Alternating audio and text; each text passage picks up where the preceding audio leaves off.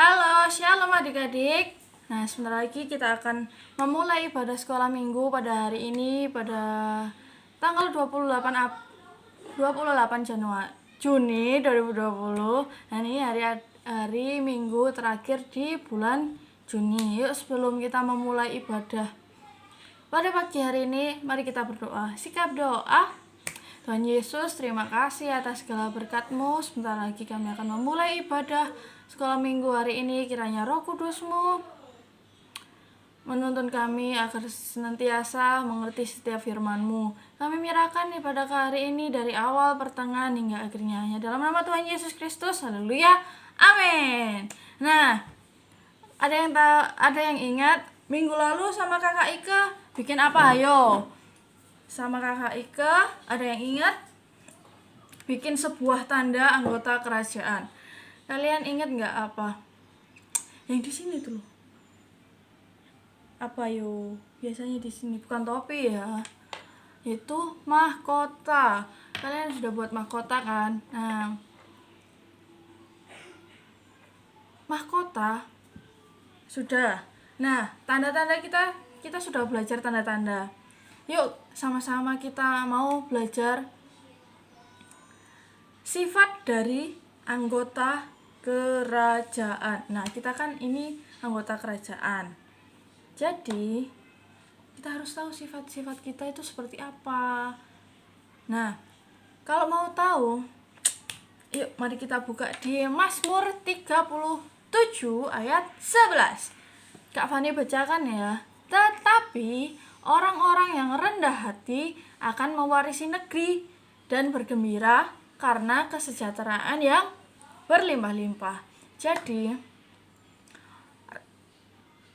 anggota kerajaan itu punya sifat yang rendah hati, lemah lembut, sama apalagi ayo, ada yang tahu?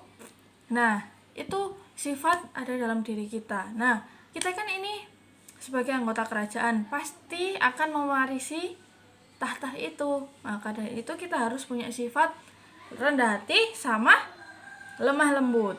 Dan banyak lagi sih sifatnya, tapi Kak Fani ambil 2 ya. Nah, apa sih artinya rendah hati? Artinya rendah hati itu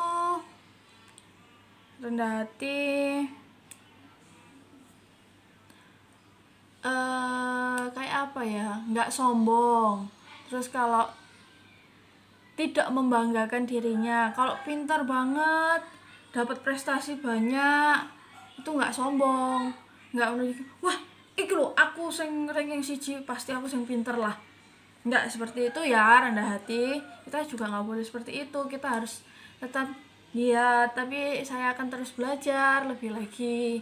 Terus yang kedua, lemah lembut. Lemah lembut itu kayak apa sih? Lemah lembut itu nggak berkata kasar.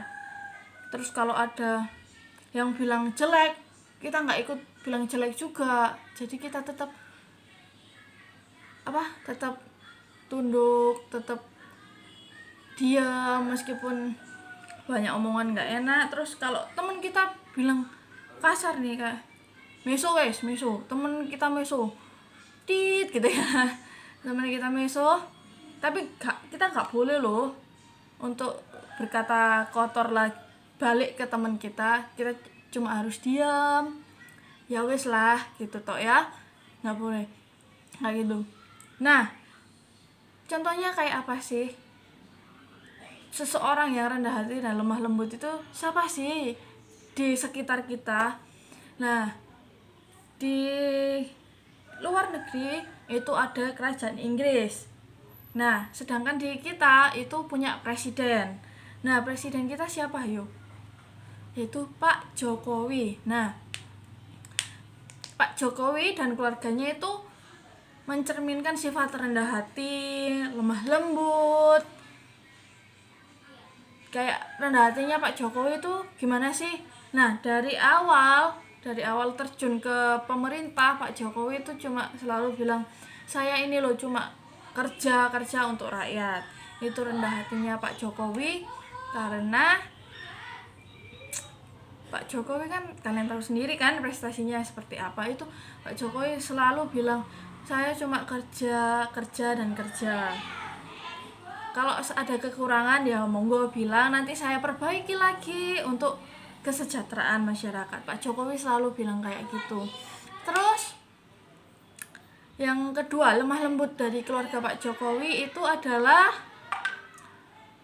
ketika Pak Jokowi dihina, dicaci maki, dimarahi orang-orang, Pak Jokowi cuma diam, cuma tunduk sama perintah Tuhan untuk diam, untuk tidak membalas caci maki.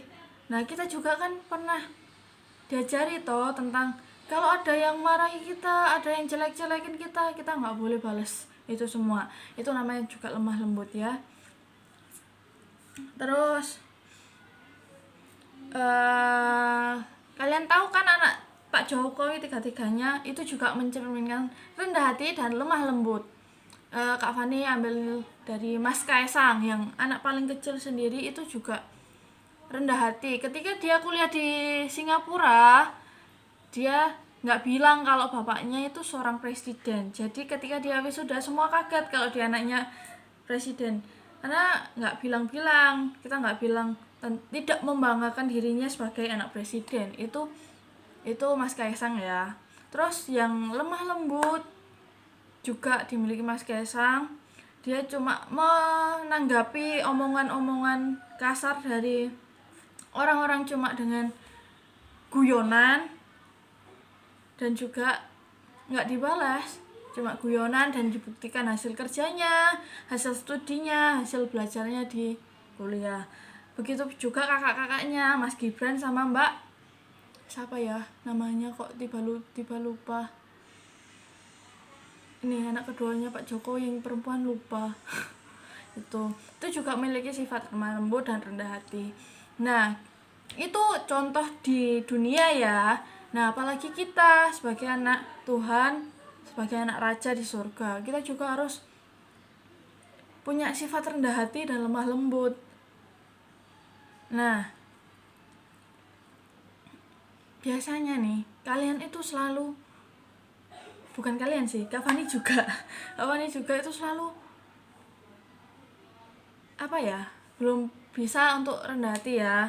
Biasanya aduh, nilaiku nggak dapat segini nih, aku harus ngapain ya, dapat nilai bagus terus sombong, wah nilaiku dapat bagus, aduh ini teman-temanku berapa ya, pasti aku bagus sendiri. Jangan seperti itu ya, nggak boleh. Biasanya Kak Fani juga kayak gitu, tapi Kak Fani untuk belajar lebih lagi untuk nggak membanggakan diri, nggak sombong dalam mendapatkan nilai ya.